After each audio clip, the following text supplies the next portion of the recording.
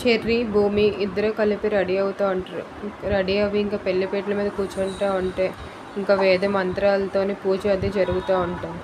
ఇంకా అక్కడ శారద చెప్తుంది గగన్కి, ఈరోజే భూమి పెళ్ళిరా అని చెప్పిన వెంటనే గగన్ బాధపడుతున్నా సరే బయటికి తెలియకుండా, అవుతే అవని అమ్మ, ఇవి తన కూడా నీ కొడుకే కదా, తన పెళ్ళి అవుతున్నందుకు నువ్వు ఆనందించాలి తప్పించి ఇలా బాధపడకూడదు అని చెప్పి, సరే ఇంకా నాకు ఆఫీస్ టైం అవుతుందని చెప్పి అక్కడి నుంచి లెగిసి వెళ్ళిపోతాడు. శారద అయితే ఇంకా అలా ఏడుస్తూ ఉంటాడు గగన్ బాగా చూడలేక.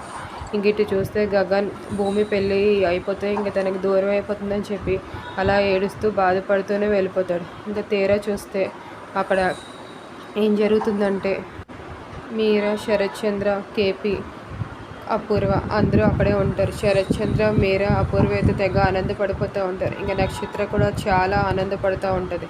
ఇంకా భూమి అడ్డు తొలగిపోయింది, ఇంకా నేను గగన్ని పెళ్లి చేసుకోవచ్చని చెప్పి.